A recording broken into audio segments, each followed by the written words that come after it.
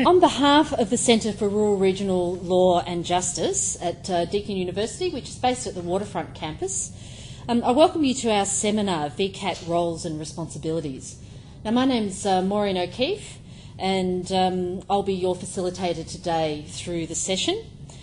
First, I'd like to acknowledge the traditional owners of the many lands we're meeting today. We have 14 sites connected, and pay my respects to the elders past and present, and any elders from other communities that may be here today. Today we're linking 130 people across 14 sites, and it's wonderful that you're all there to be part of this first of our seminar series that the Centre runs for 2014. So welcome to everyone today. The heading of our seminar is VCAT Roles and Responsibilities, and we do have a real mix of people in the audience today, from lawyers to community practitioners, health, not-for-profit organisations, individuals, community legal centres, quite a range of individuals, councils who've all attended today. So it's a very broad background we'll be giving you to VCAT. We're most fortunate today to have an expert panel from VCAT. I don't think we can get any more expert than the panel that we have here today. So let me please welcome the President of VCAT, Justice Greg Gard. Welcome. Well, thank you very much, Maureen. It's a pleasure to be here. Also, Deputy President Heather Lambrick. Good morning. And VCAT's Principal Registrar, Mr Jim Nelms. Good morning, Maureen. Fantastic. So we're lucky to have everyone here. So we're going to start with some real background about VCAT, and I think if we can start with you, Jim. How and when did VCAT come into being? Well, Maureen, I'm lucky to have been there from the very beginning, back in July 1, 1998. So VCAT came into position as a result of the then Attorney General, the Honourable Jan Wade, creating a discussion paper titled Tribunals in the Department of Justice, a Principled Approach. So that was the basis for community consultation and stakeholder consultation to then form the basis of what VCAT is today. And so what's its primary purpose? Well, originally there was 7 objectives set out by the then attorney for the department, and if you don't mind I'll just go through them. So the first one was to improve access to justice for all Victorians, including the business community. That was a key objective. Facilitate the use of technology, and I note today that we're using that as a medium to be able to send this message to a number of our regional colleagues. Complement the measures and introduce alternative dispute resolution, predominantly mediation and compulsory conferences to be able to resolve disputes. Streamline the administration and the structures of the tribunal, because originally when VCAT came into position it brought together 12 boards and tribunals into the super tribunal that we have today. Develop and maintain flexible, cost-effective practices, introduce common procedures, and achieve administrative efficiencies through the centralisation of the registry function. So they were the key objectives for VCAT to achieve as we are today. So the VCAT was a sort of pioneer in this space. We were the first Australian state to go to a super tribunal, and also the fact that over the next 15 and a half years all major Australian states have adopted in some form a super tribunal, with New South Wales just recently on the 1st of January producing an NCAT. So I think the principle of bringing our tribunals or disparate tribunals together to form one tribunal has been a very good thing. Yes, I guess you, having seen since the start, do you feel it's actually got to where the intention was? Certainly. Back in 2010, the government of the day sought to review the tribunal as to whether it met those objectives. Justice Bell, a former president of the tribunal, conducted that review, and then Justice Ian Ross, who now heads up the Fair Work Australia, he then put together Transforming VCAT, which basically implemented all the key recommendations of the Justice Bell report. So that report did indicate that we had met a significant amount of the objectives. We can always do better, but I think that I've seen VCAT grow considerably over the 15 years that I've been there, and I think that's reflective of the government's and department's ability to confer jurisdiction on the tribunal and have their disputes heard in a timely and efficient manner. Fantastic. Well, if we can come to you now, Judge, why does VCAT have 3 divisions, and what's the difference between them? The starting point, Maureen, is that every jurisdiction that VCAT has is conferred by law. There are over 100 different provisions that provide jurisdiction to the tribunal. Now, for convenience, we group them together having regard to their subject matter. Our biggest division in terms of the number of cases it handles is the civil division. It deals with civil claims between one party and another. We have the administrative division, which looks at administrative review proceedings where the tribunal is revisiting often a fresh look at a decision made by an administrative decision maker. And the third, the Human Rights Division, is very important in the fields of guardianship, looking after represented people, often older Victorians or people who need assistance, and also in the area of the human rights list. That's our equal opportunity jurisdiction, and that also is in a pivotal place in terms of where we're going with administrative decision making and employment.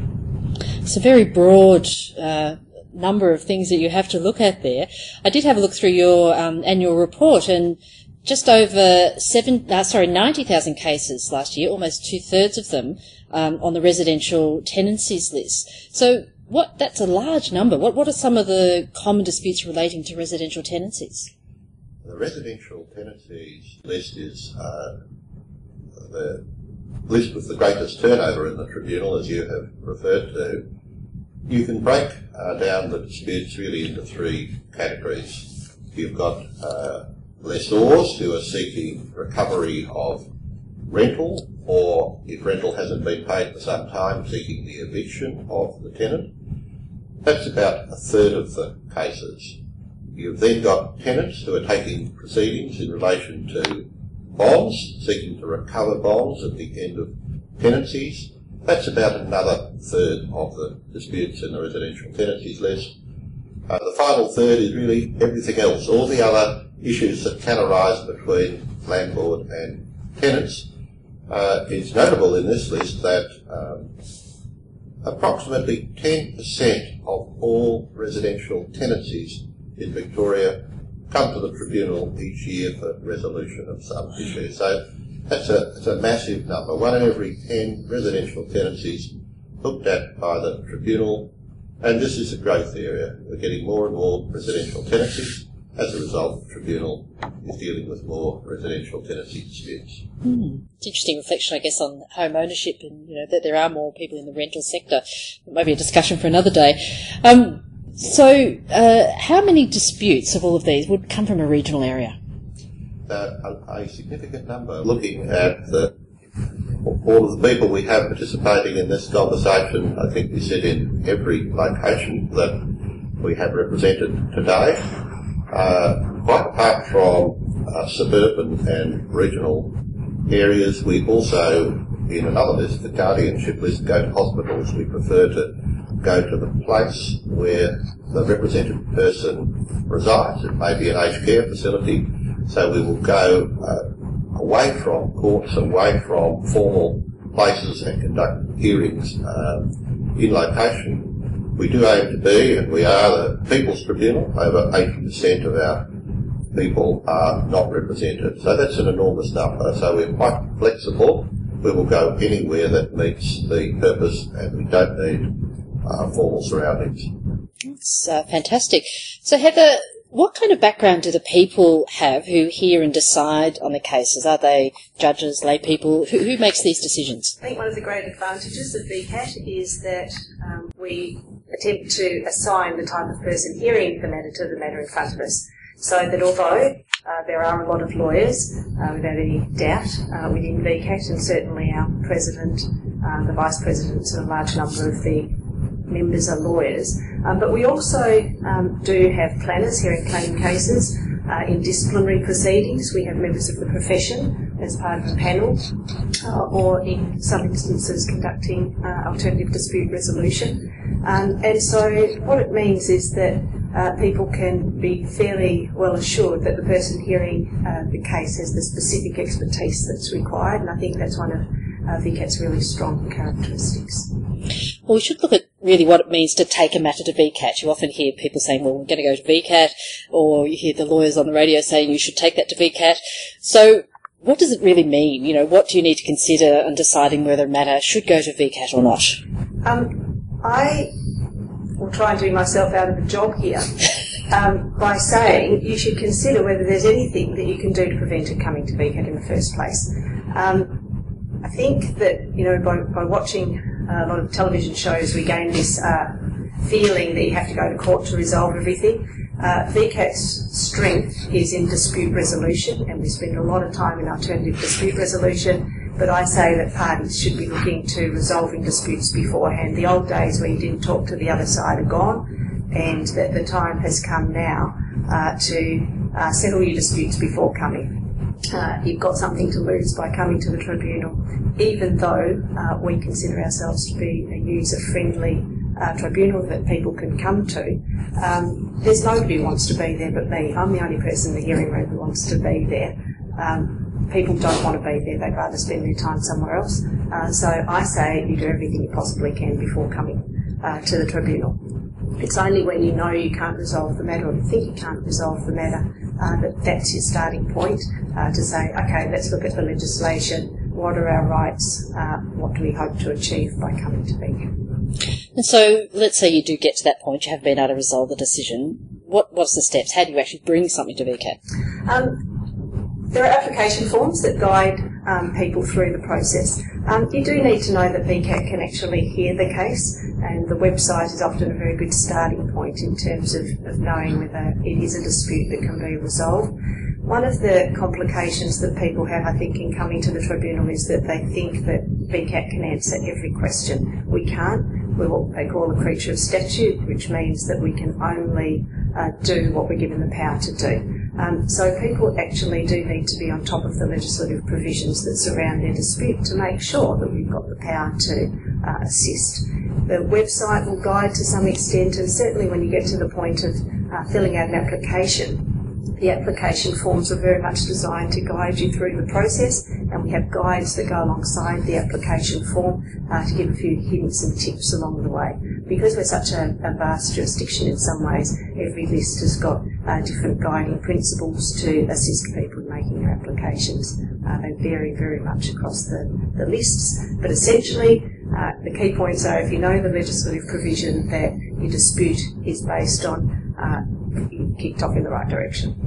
So you mentioned, the judge mentioned that you don't need to, a lot of the cases aren't represented, so you don't need to have a lawyer. So I guess there would be some people, though, that might still struggle, like if they've got a difficulty with English as their first language, etc. So is there any support for them, or how do they actually engage with it, VCAT? The different lists conduct the hearings in different ways. The tribunal, I'll give a push for our ADR. We resolve a lot of our disputes through alternative dispute resolution. It's extraordinary how well self-represented people do, not only in an alternative dispute resolution context, but also within a hearing. I think part of the reason for that is that they know their case inside out. So they actually know it almost better than a lawyer who picks up a case and doesn't understand necessarily all of the underlying nuances.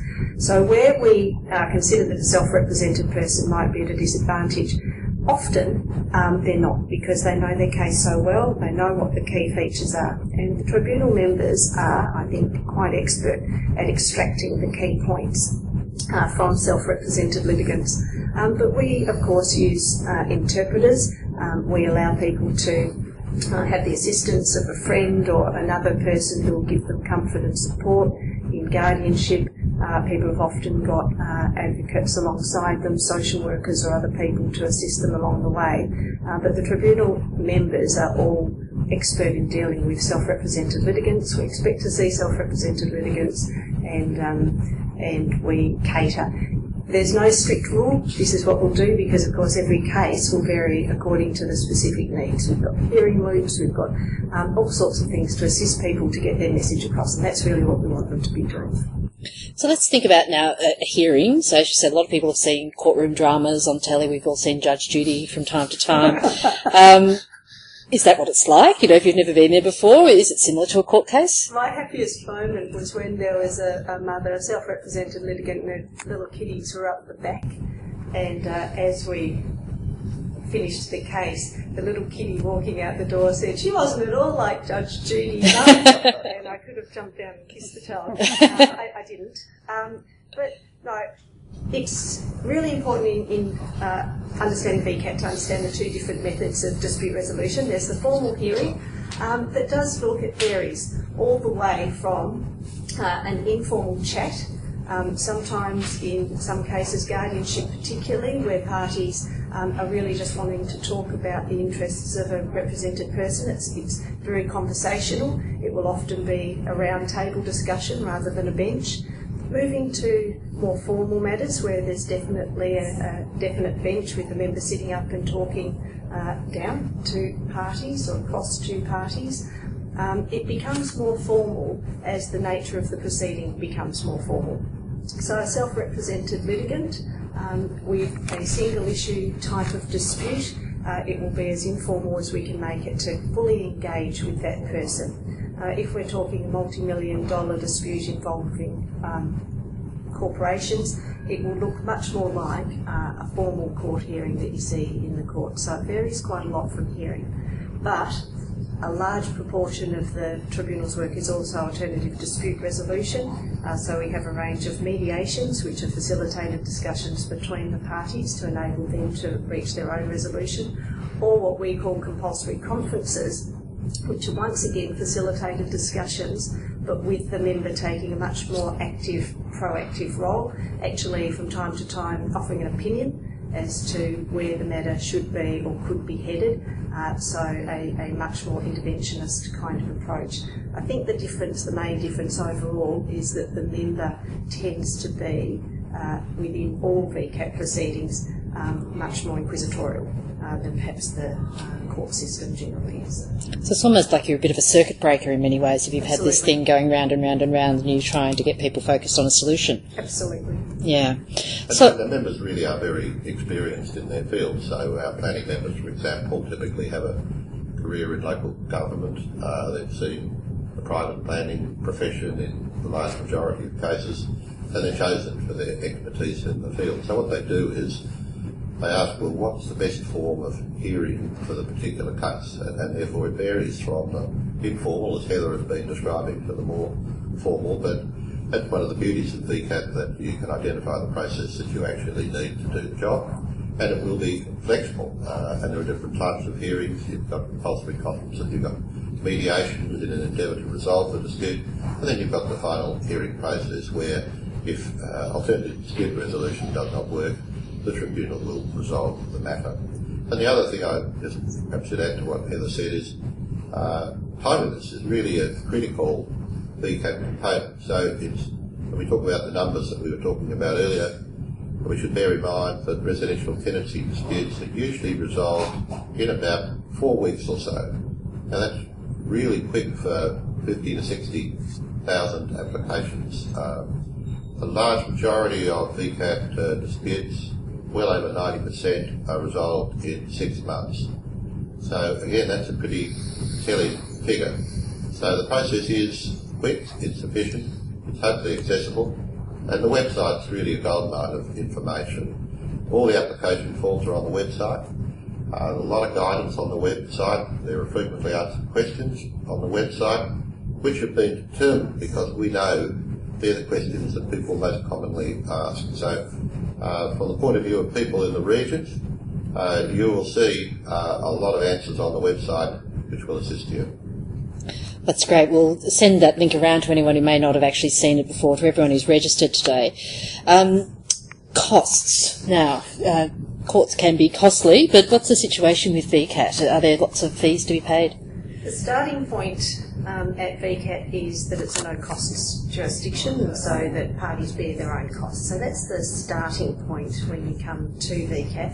Having said that, people do still worry about costs because ever so occasionally the Tribunal will award costs.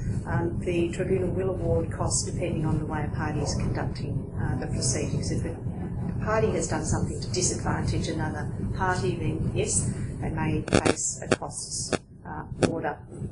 On the whole, costs are not awarded. The only list that varies a little bit from that would be the Owners Corporation list, where costs are more routinely ordered. But in every other list, it is predominantly that parties bear their own costs, and it will only be in a fairly unusual situation that parties will be paying the costs of another party. And we did have a question in advance about how you actually referred to, like, the chair of the panel or whoever. So what is the protocol around that? The protocol is really what you feel comfortable with. A lot of people refer to the member as sir or madam, but not everybody feels comfortable with that. It's considered a bit antiquated language for some people. It's perfectly appropriate to refer to the member by their surname, so Mr or Ms. Some people, a lot of lawyers, will refer to people by their title. So judge, deputy president, member, Lambrick, whatever. And so that's the norm. We do have, it's really important for people that are bringing people to the tribunal, supporting people, that they actually get that sorted, because it's amazing what a difference it makes to somebody feeling comfortable in the hearing room if they know how to address the member. People get embarrassed if they say, "Oh, Your Majesty," which has happened, and then have people chuckling around the room at them. Yeah. And so it's actually one of those things that makes somebody feel comfortable if they do know how, and feel comfortable with the manner of doing it. Not everyone's going to want to call me madam, because it's just language that they're not used to using. I guess the key, Maureen, is that VCAT's informal. It's not about formality. Members are very relaxed about all of this. I mean, they know that over 80% of the people before them will be unrepresented. They know that they won't know whatever language it is that they're meant to use, and frankly, they're just not worried about it. It's not an important thing. Much more interested in putting the case forward. What are the facts? What are the issues? The formality doesn't matter very much. And I guess people could always ask, when they arrive, how would you like me to refer to? So absolutely, and a lot of the time the member will say as well. Yeah. They'll come in and say, "My name is," and you can call me X. And so with the self-represented litigant, the member will often do that. Fantastic. And we also have a brochure which is readily available that says what you call the member, and for that matter, it extends the courts to what you call the judge. And also a little tip, I suppose, for people appearing. A lot of the time these days people will have a registry staff member there, and any of those sort of awkward questions that anybody has before entering the hearing room, they can provide that immediate response to, and never hesitate to ask, I guess is the message. Fantastic. Well, for those who may have joined us late, I'll just restate who our panel members are here today. So we have with us the President of VCAT, Justice Greg Gard, the Deputy President, Heather Lambrick, and VCAT's Principal Register, Mr Jim Nelms. So if you've arrived late, I also wanted to just repeat our number. If you have a question, you can text message in a question, and the number is 0427 659 140, 0427 659 140. And we did have one about the hearing loops availability. How do you actually request that? Anyway, like by telephone, by writing in, quoting the case reference number. It's very readily organised. If you forget all that, and we prefer you don't, we'll still stand the matter down for a couple of minutes and make sure that we've got a hearing loop where it's needed. Okay, so even up to the last minute you can really organise that. With interpreters, it's a little bit earlier, so that if you need an interpreter, the more notice we can be given, the better, so that we can book it and have it there at the appropriate time. And can you have a family member as an interpreter, or you need an official interpreter? The strong preference is an official interpreter. There are a lot of members who will not hear a case where there's a family member interpreting. The reason for that is that we're not being precious. The reason for it is that we're often dealing with legal constructs that are not only not recognised in some of the communities that we're dealing with, but are not part of everyday parlance. And so from that point of view, a family member trying to interpret will do their best to impress their parent or the like. It's often a child who wishes to interpret with every best endeavour, but if they miss those key messages, it can really be distorted. A warrant of possession, for example, is not everyday language, and somebody coming from a refugee background hearing the warrant will be executed, that can translate extraordinarily badly, and we don't want somebody to be completely kicked off the mark by the misinterpretation of something. So expert interpreters is the way to ensure that our message is getting across both ways. Well, let's have a look now at what happens once a decision's actually finalised. Judge, are the decisions binding on all parties? Yes, VCAT operates in accordance with law, as we were discussing earlier, and the law provides that VCAT decisions are binding on the parties to the dispute. There is a right of appeal to the Supreme Court of Victoria on questions of law. We do find of our 100,000 cases, about 100 in any year go on to the Supreme Court. So there is a right of appeal. Questions of law extends to matters of procedural fairness and natural justice and any legal issue that arose in the course of the proceedings. So there is a right of appeal, but infrequently exercised. Other than that, VCAT proceedings are binding on the parties to the dispute. So let's say that you have had a dispute with the landlord, given tenancy's the big one there, and the VCAT hearing finds in your favour, and the landlord is required to refund your bond, but then refuses to do so. Is it VCAT's responsibility to chase the landlord? What happens in that situation? Well, the position in Victoria is that there's a residential tenancies bond authority, and when bonds are paid by tenants, they get paid to the authority. It's an offence for a landlord not to pay a bond to the authority. Now, the authority can only pay out bonds when both the landlord and the tenant agree, which is the ordinary situation. But if there's a disagreement and a decision by the tribunal that the bond should be repaid to the tenant, then the authority will act directly on the VCAT order. So the problem won't arise where VCAT has decided the matter, because the authority will act on the VCAT direction, and that's what happens commonly in the event of a dispute. Thank you. Okay, let's move on now and look at rural and regional Victoria in particular and how VCAT operates in that area. Are the processes any different for rural and regional Victoria? The processes are predominantly the same. The people in rural and regional Victoria are getting the same service, but in the country. The only variant that would occur there is in circumstances where there might be an urgent hearing. In those circumstances, for example, in a residential tenancy abandonment case, the tribunal will hear that matter over the telephone and will do so within a day or so of receiving the application. And that's to ensure that people in rural areas aren't missing out on the expeditious service that they really require from the tribunal. And so in all of our summary lists, we've got regular circuits going around the state and ensuring that we're conducting hearings in the country in a timely and efficient manner, just like in Melbourne. So if something comes up in between those times, and it's going to be like several months before the circuit comes around, what happens? How can you get your case heard if it's urgent? I would hope that it wouldn't ever be that length of time in the fast lists. However, there is room for VCAT to move a hearing to another location where we are sitting. So we frequently get requests where there's a particularly urgent issue that needs to be determined to have the matter not necessarily moved to Melbourne, but maybe to a closer venue, and we're happy to accommodate that wherever we can. Occasionally a matter will have to come into Melbourne if it's going to take a lot of our time and we can't get another facility to hear that particular case in a quick manner.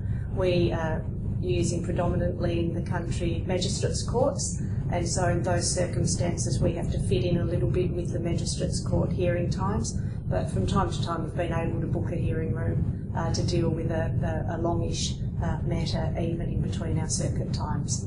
So in relation to our circuits, on the website we have a published law diary which shows all the circuits that for 12 months. So we mainly in the key regional centres we would probably sit once a week, and then the more outlying areas we might sit once every 3 weeks. So we do that for the summary lists, which is guardianship, residential tenancies and small civil claims.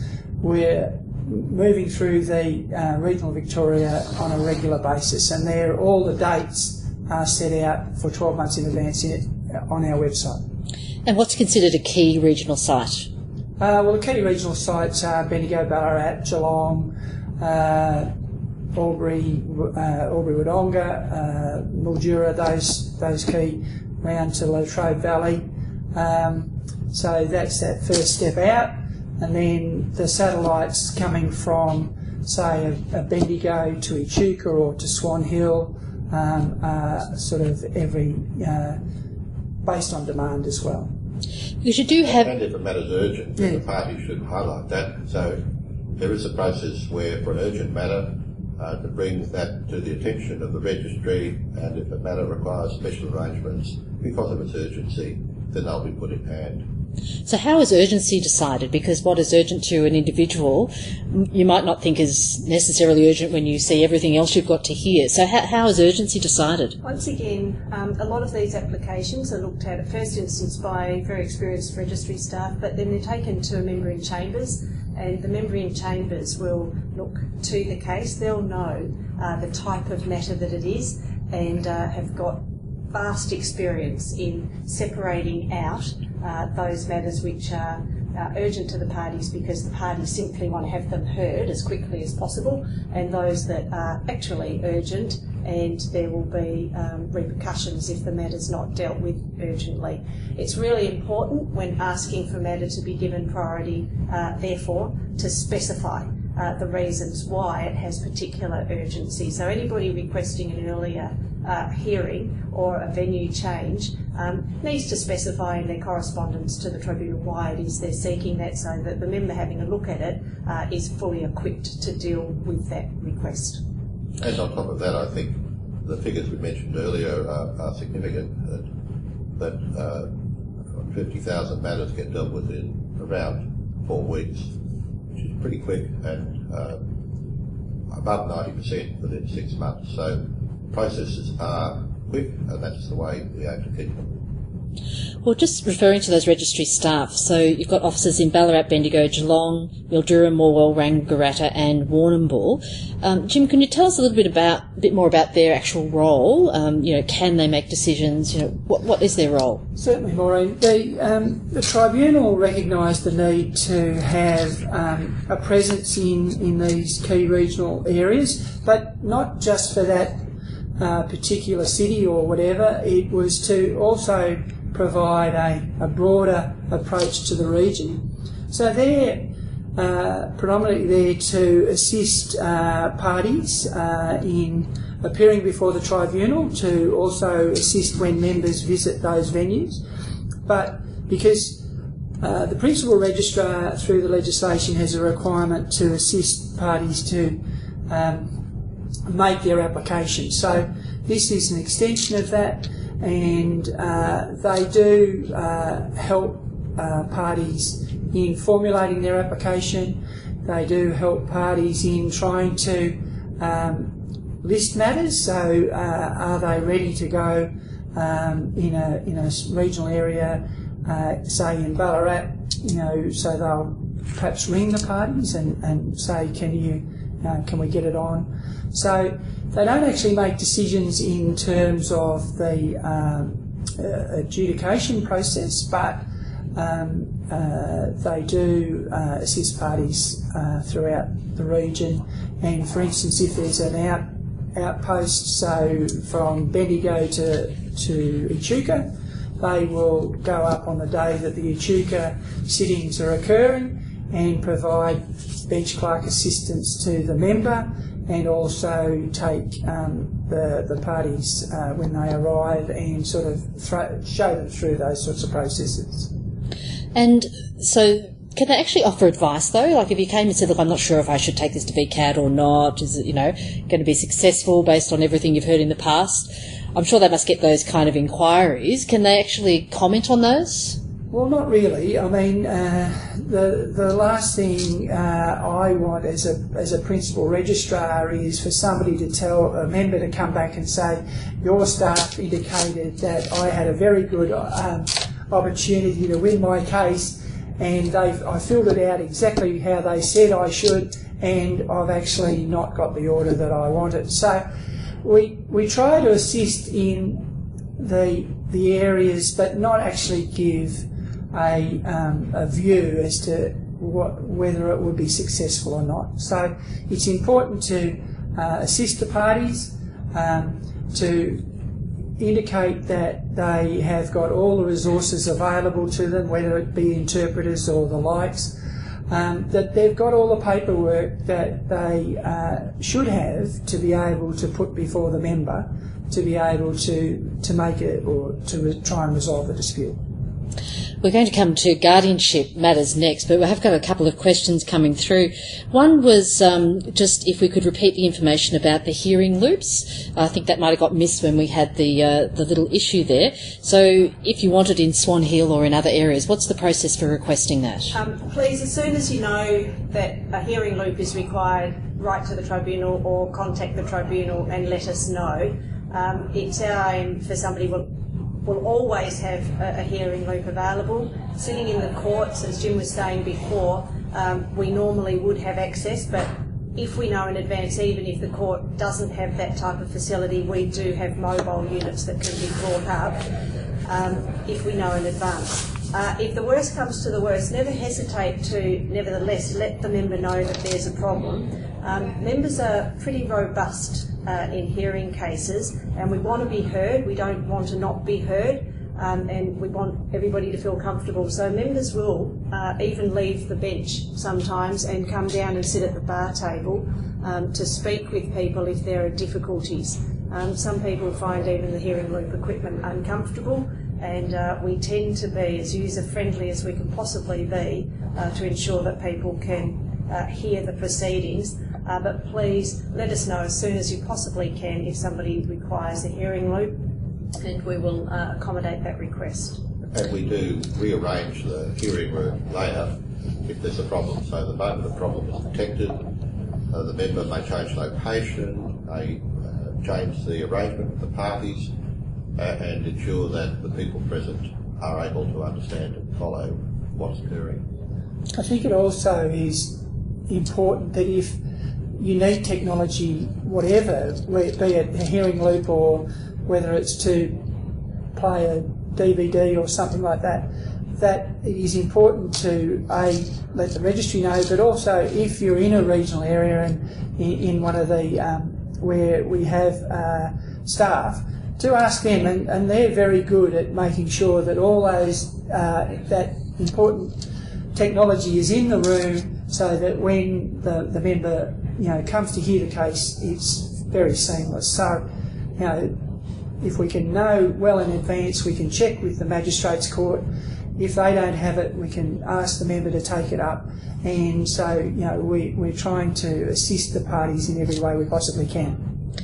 We have a tenancy question now. What do you do when the landlord has not lodged the bond with the authority? How do you then recover? Who would like to take that? Luckily, it's an offence for the landlord not to do that, but ever so occasionally that does happen. The tribunal makes, in those circumstances, compensation orders, just in the same way as we make compensation orders in favour of the landlord.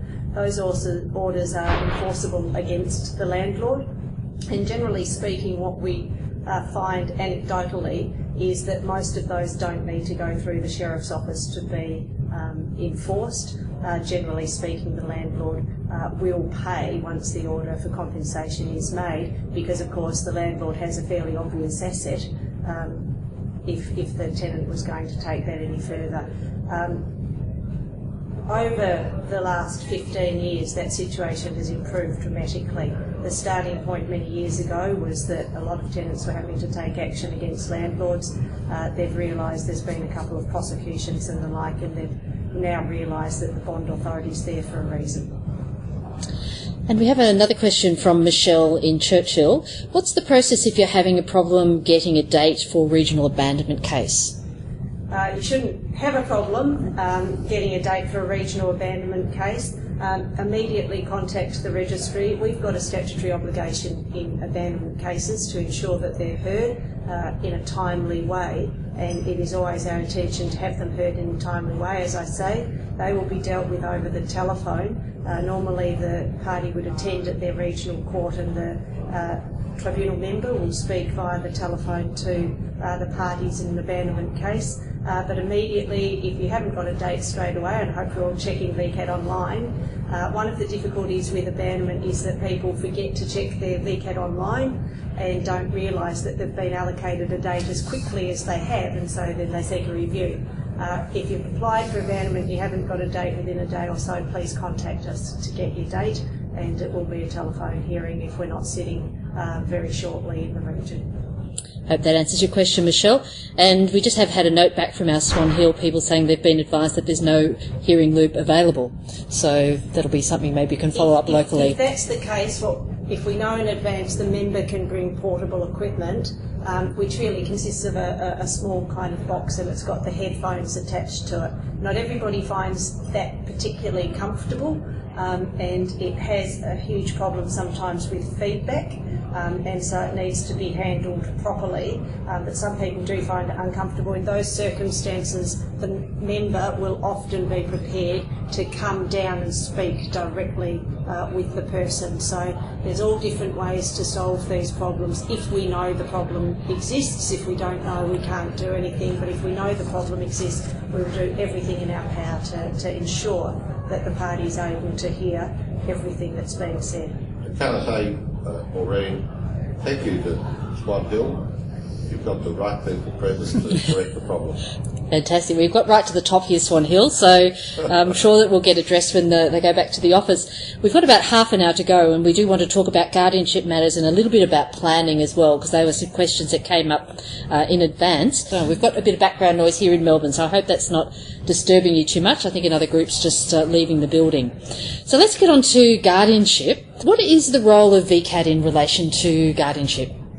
The role of VCAT really is to hear and determine matters in the best interests of the proposed represented person. So this is the one area where it's not a sort of party-party dispute, and the proposed represented person is the feature of all discussion, either for the appointment of an administrator, for the revocation of an enduring power of attorney, for the appointment of a guardian. The whole focus of VCAT is on the interests of the proposed represented person, or if they've had a guardian or administrator appointed, the represented person. So if there's several people claiming that they're going to be the best guardian for a particular thing, how do you decide who's best? Everybody comes from different angles in guardianship cases, and once again, somebody might say, I want to be the guardian more than another person, but of course, when we go back to the fundamental starting point of where does VCAT fit within this, it's all about who is going to be the best guardian for the specific interests of an individual proposed represented person. Sometimes it'll be both. each side that wants to be the guardian sometimes will appoint jointly, because they can work together as a team in order to make sure that the proposed represented person's best interests are met. Sometimes it'll be fairly clear. Sometimes the proposed represented person will have a very definite view themselves of who they want their guardian to be. And where appropriate, it's completely appropriate for the tribunal to listen to that and to give that person what they're asking for. Sometimes there is such conflict in guardianship cases and the parties are so at odds that the only way forward for a particular period of time, it may change in due course, but for a particular period of time, the only way to protect a particular person's interests and guarantee them is to appoint an independent guardian, such as the Office of the Public Advocate. That will sometimes only be to deal with a very specific issue.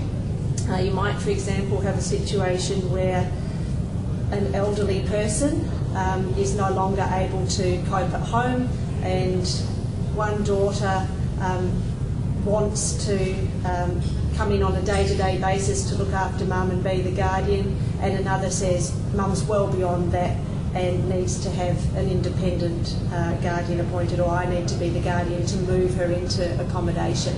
The family dynamics are such that everyone loves mum. There's no doubt that everybody loves mum and everybody in their own way is working in best interest. But sometimes a guardian might be appointed independently to resolve that one issue. And then everybody can go back to being the loving family, and the guardian, then the independent guardian, will take into account all of the different perspectives to make a decision in the best interests of the represented person. Every case differs, so there's not really a tool by which you can say, in this case you will definitely be appointed guardian because people are such diverse creatures that we look to all of the surrounding circumstances and all of the material that's before us to decide who will be the most appropriate guardian for a proposed represented person. And you spoke there about the person being able to say, you know, I would prefer this person, but in some situations a person can't say that if they've got a disability that doesn't allow themselves to do that. So how do you decide then? With people, there are a lot of people who have seeming multiple disabilities that nevertheless, given the nurturing kind of environment, that's why the guardianship list does operate on a round table basis rather than a formal kind of process in a lot of cases. A lot of people are able to express their feelings one way or another. If they can't directly with us, they're usually surrounded by people, support people, friends, family, social workers, external people who can put their perspective forward one way or another and can give us a picture of who the represented person is that we're dealing with. Sometimes with an elderly person who may have dementia, for example, people have known this person throughout their lives. They've known what their wishes were throughout their life, and they've known what they would have wanted. And in those circumstances, we have a picture painted for us of what this person has been about, what their life has involved. Similarly, with a child who's had a significant intellectual disability throughout their life, there's nevertheless always a picture that can be painted of the person and their needs and what would be in their best interests. And that's really what we're trying to flesh out at a hearing, because we want to make an appointment that will be appropriate to meet the needs of that individual human being.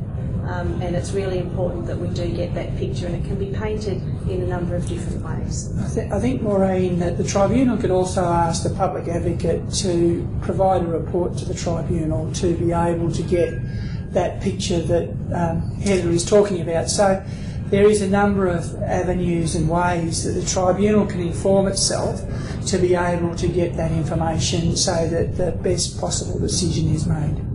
And those reports are incredibly useful because, of course, we've only got the confines of a hearing where the investigator from the Office of the Public Advocate can often spend several hours with different family members and the like to obtain that information, and it's an extraordinarily useful tool to get extra information that we need. Because sometimes people can present very well, like they are operating in the best interests of the person, but unfortunately, I guess we've all seen those stories from time to time where people have been taken advantage of, so that must be something always front of mind.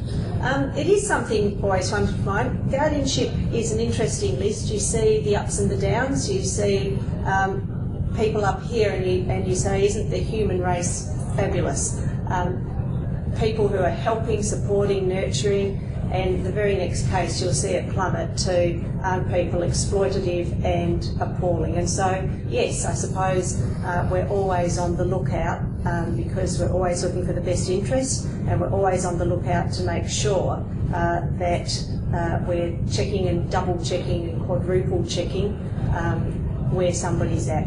It's why we routinely review the administrator's operations, because if something looks a little strange, it probably is a little strange, and we'll immediately bring an administrator back in to answer a few questions in those circumstances.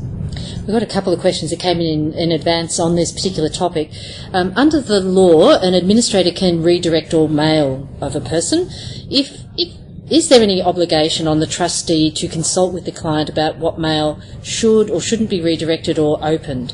You know, some mail might be highly personal. The starting point with an administrator is that they should act as far as possible as they can in conjunction with the represented person. But this question's an interesting one because every case will vary according to its merits. The tribunal doesn't dictate terms to administrators to that degree, and the reason we don't is that we give power to the administrator to act in the best interests of the represented person, and we expect them to act in the best interests of the represented person, and we check that they're acting in the best interests of the represented person, and there can be a reassessment if there's a suggestion that they're not acting in the best interests of the represented person. To say that an administrator should or should never keep all mail would be to say that there's every single individual looks the same. There might be very good reason for an administrator to say all mail is going to come to me. If, for example, the background of a person has been that contact with a particular group of people has led to spending all of their money on drugs, there may be good reason to check the mail or the correspondence coming in and to keep it. So every case will depend on itself. Generally speaking, administrators will have the bills referred across to them. A lot of administrators won't even do that. They'll have some of the bills referred across to them. If the administrator is trying to give a person more independence, somebody who may have had an acquired brain injury, for example, and is becoming better, little by little they might start to give more back. So every case will turn on its merits, and we expect an administrator to be constantly rechecking themselves to see what they're holding back, what they're not holding back, what they're allowing a represented person to do, what they're not allowing a represented person to do. During the course of an order, that might change dramatically. There might be a lot of ebbing and flowing because of the different life of that person. Somebody might be on the mend and then fall back a little bit, and then the administrator needs to take more control again, and then it might move forward again. So no, there aren't any rules or regulations around that, except for that underlying theme that you're always acting in the best interests of the represented person. And as Heather has highlighted, this is a very good example of a dispute which, if at all possible, should be resolved between the people involved in the family. Is communication that's usually the key to resolving disputes, and you would sincerely hope that in virtually all cases where there was an issue about the mail, it could be resolved with discussion. There are lots of ways to distribute or redistribute mail. Hopefully that won't come to the tribunal. If it becomes irreconcilable, then it can come to the tribunal and be resolved by the tribunal. But frankly, if it can be resolved by the people, that's a much better outcome. There's a few questions coming in on this too. What review rights exist if a family doesn't believe an independent guardian is actually acting in the best interest? There is a right of reassessment of our orders, And once again, it would be a matter of making it perfectly clear in correspondence to the tribunal why they don't think that the independent guardian is acting in the best interests of the person. The tribunal can reassess. With guardianship orders, as I'm sure everybody would be aware, they're usually made for a limited period of time. They're not like administration orders that can sometimes continue on for the life of an individual. So a guardian is, generally speaking, appointed to deal with a specific problem or a series of problems that are anticipated to stem from the specific issue for which the guardian was appointed. Invariably, members of the family might not think that somebody is acting in a person's best interest, because that was the very reason why an independent guardian had to be appointed in the first place, because emotions run high in some of these cases, and for some people, mum not staying at home will never be seen to be in her best interest. So sometimes it will be a situation where subjectively the person thinks that a person isn't acting in the best interest, but objectively there would be nothing to back that up. We have from time to time had situations where it is apparent on the face of the material that something isn't going as well as it should have been, or there's been a failure to consult or the like, and the tribunal will reassess in some circumstances. But we have surprisingly few situations where that's the case. But we're sometimes asked by the independent guardian to bring a matter on for reassessment as well, because they're wanting some direction from the tribunal as to how to cope in a particular dynamic situation. So it's not always one of the family members or parties that brings the matter back on. It will sometimes be the independent guardian that will bring the matter back on to resolve an issue that has become challenging for all parties concerned, and the tribunal is skilled at dealing with those kind of disputes. Again, this is an area where, if at all possible, the parties need to meet, they need to communicate. Often we get situations where the parties or the people involved in this emotional issue just won't talk to each other, or won't talk to each other in a sensible way. So it is very important. There's give and take involved, there are arrangements involved. It's all about the represented person. How is that person best supported? Conversation, communication, meeting, friendliness are keynotes of success in this field. Yes, it's often a very stressful situation as well. There's a couple more questions coming in on this topic. If someone is a financial administrator, can another person who is guardian apply to have administrator removed without reason? Not without reason. However, it does happen that guardians do sometimes ask for a reassessment of the administration order because they find they can't work in the current climate. So the most common example of that will be a situation where the guardian has to make a decision about where the proposed represented person is to live. The administrator obviously is dealing with finances. The guardian may have decided that the administrator needs to move into supported accommodation, and the administrator says, well, not on my watch, I'm not paying any of the bills. I'm not going to allow the property to be sold for a bond, and there's no way I'm paying the monthly fees connected to the service. That, of course, becomes an unworkable situation.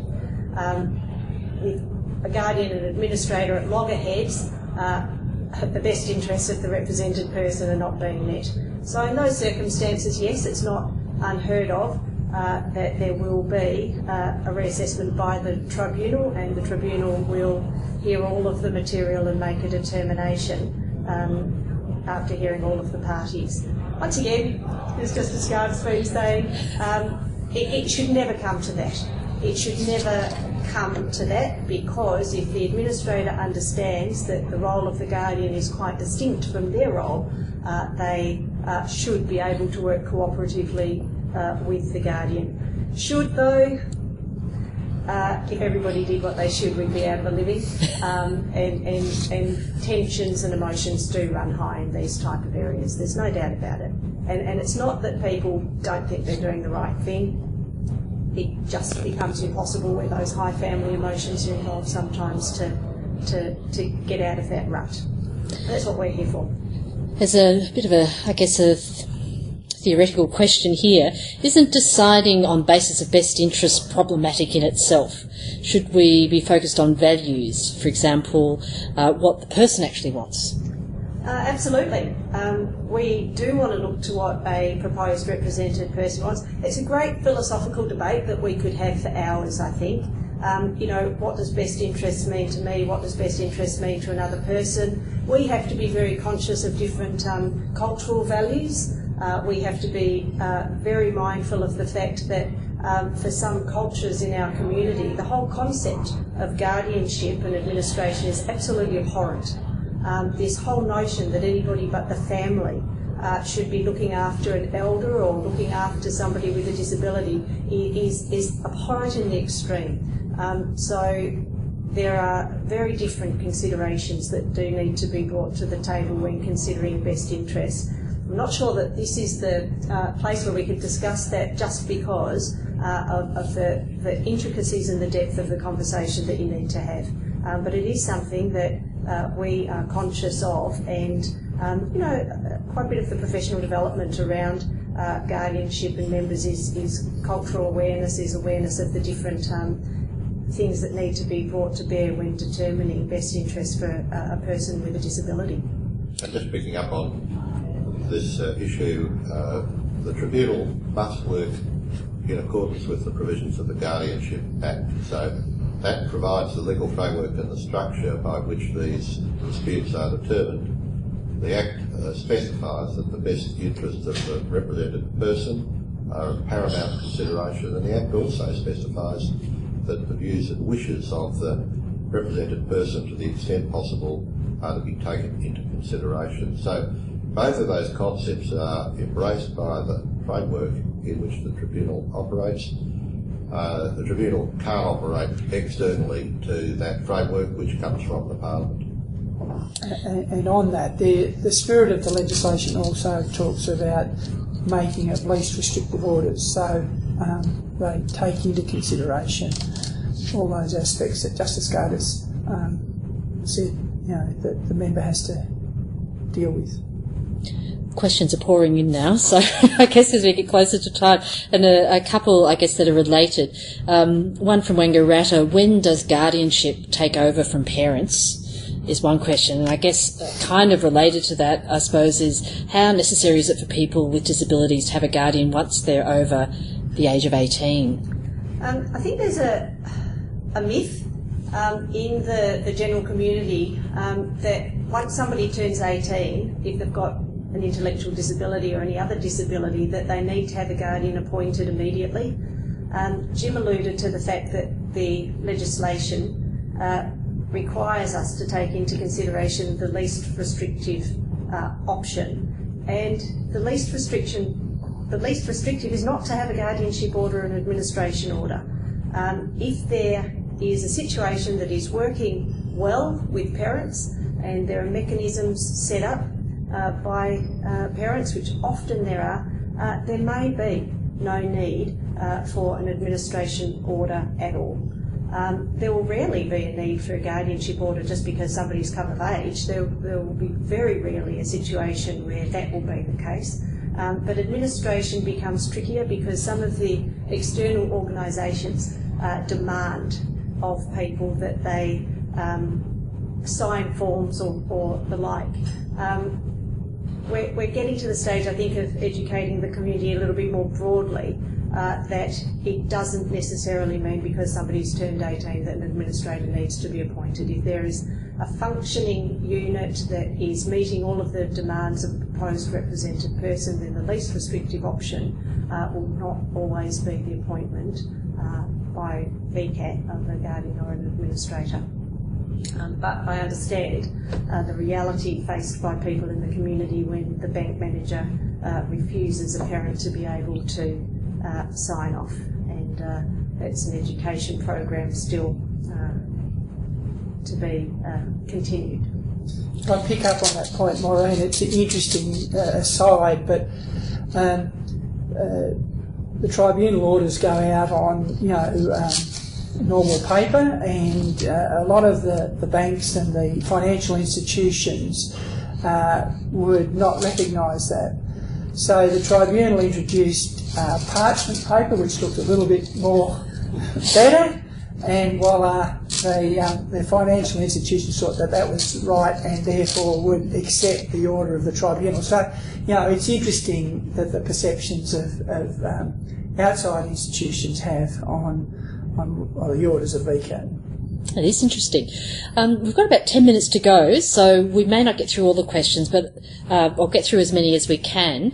There was a question in relation to planning, and I know planning is always an issue with council, and we'll take this to you, Judge. But we often read stories in newspapers where developers have had planning permission turned down by a local council, but then they take it to VCAT, famous phrase, and the decision of the council is overturned, often to the dislike of the local residents who've objected to that. So how is a decision like that made, and does VCAT have to decide based on state laws and just ignore local laws? Well, the planning jurisdiction, like all VCAT jurisdictions, is bound by law, bound by the Planning and Environment Act in this case, and also with operative planning schemes and policies. Now, VCAT has no policy role. We don't decide that any particular policy should be adopted. They're all directed by law, directed by legislation.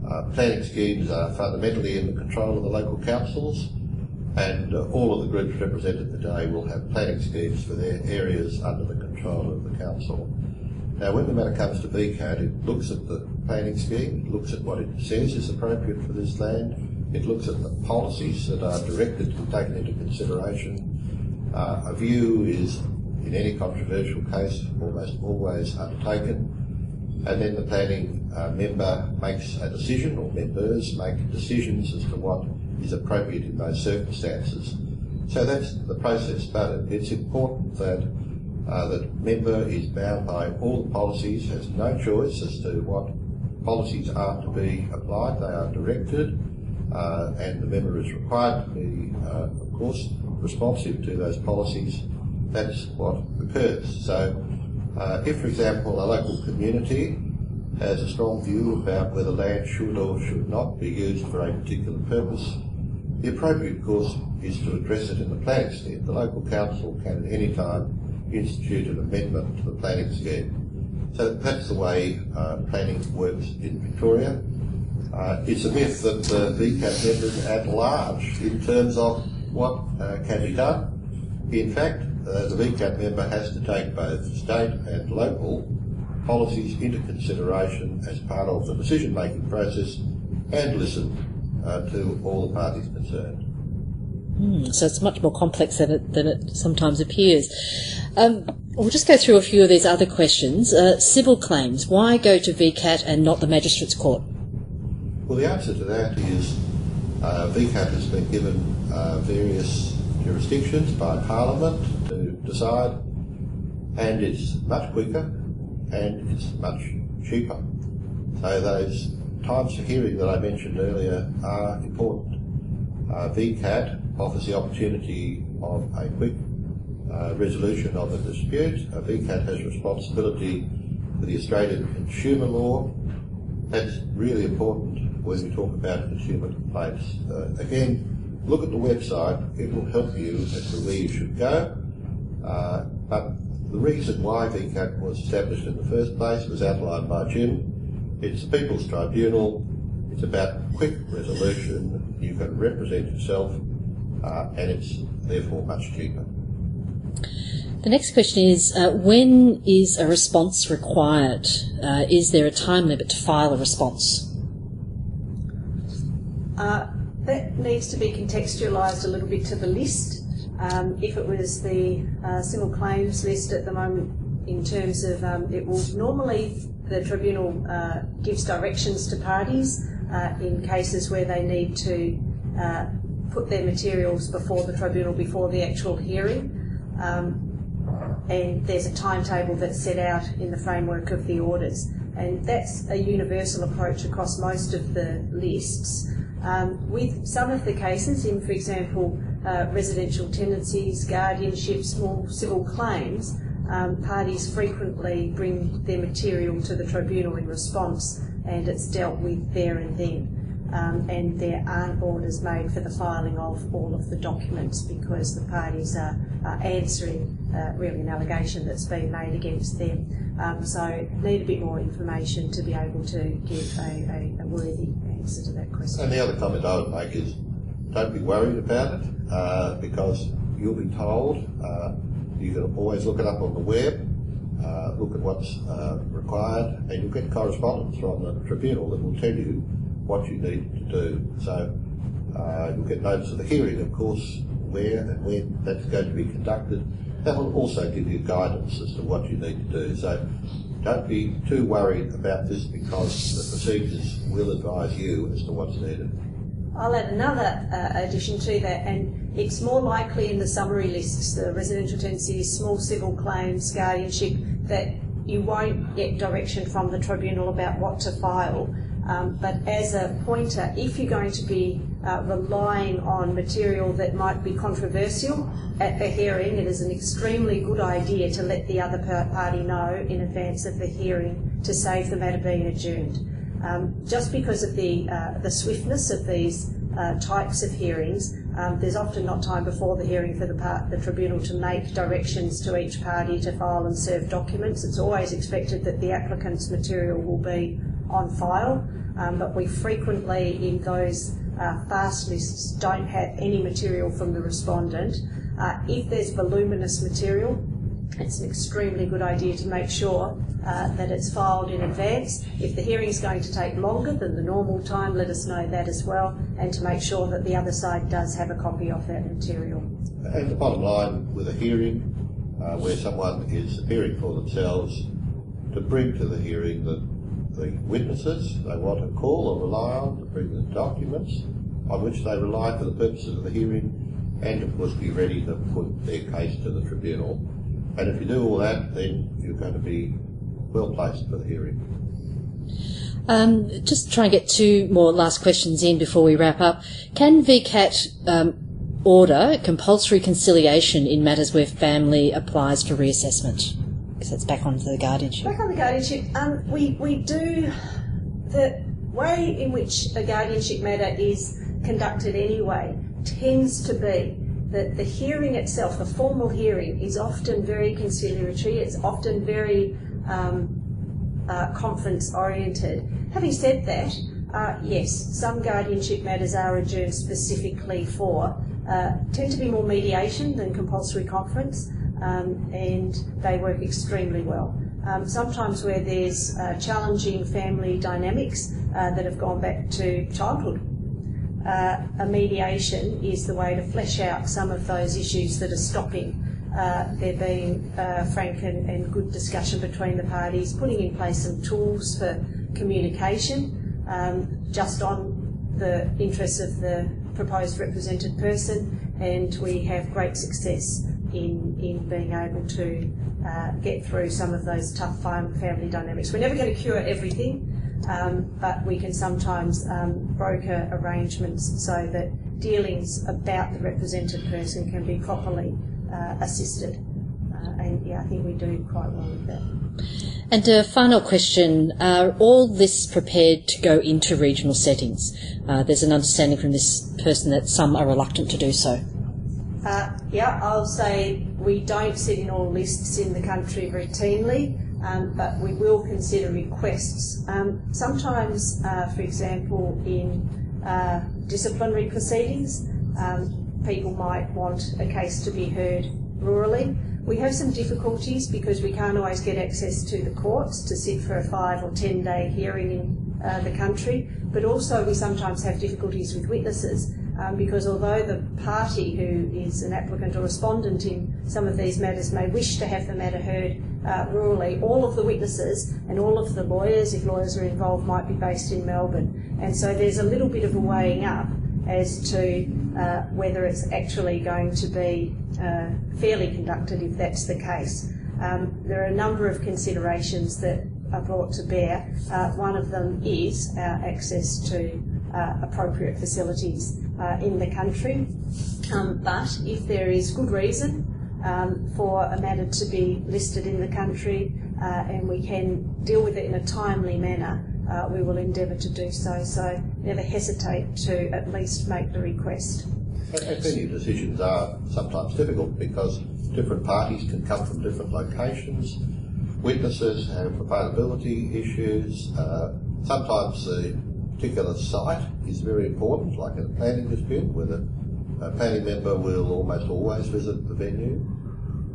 Sometimes you've got legal representation, which may be more Melbourne-based, and it's expensive to take people to the country.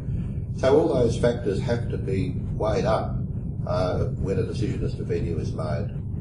So in relation to what Heather is talking about, the summary lists, which is your small civil claims, residential tenancies and guardianship, we would, in the majority of instances, hear those in regional and rural Victoria. So, and in the others, well, it is on an as-is-needs basis.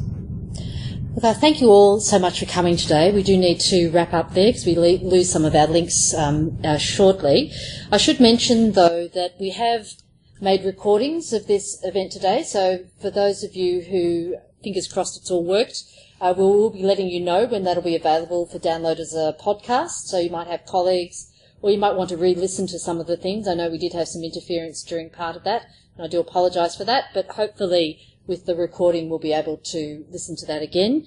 If I can remind you, for those who do want to receive a certificate of attendance for this, there should be an attendance sheet on your tables. Please make sure that's filled out. If we don't receive that back, we can't issue you with your certificate.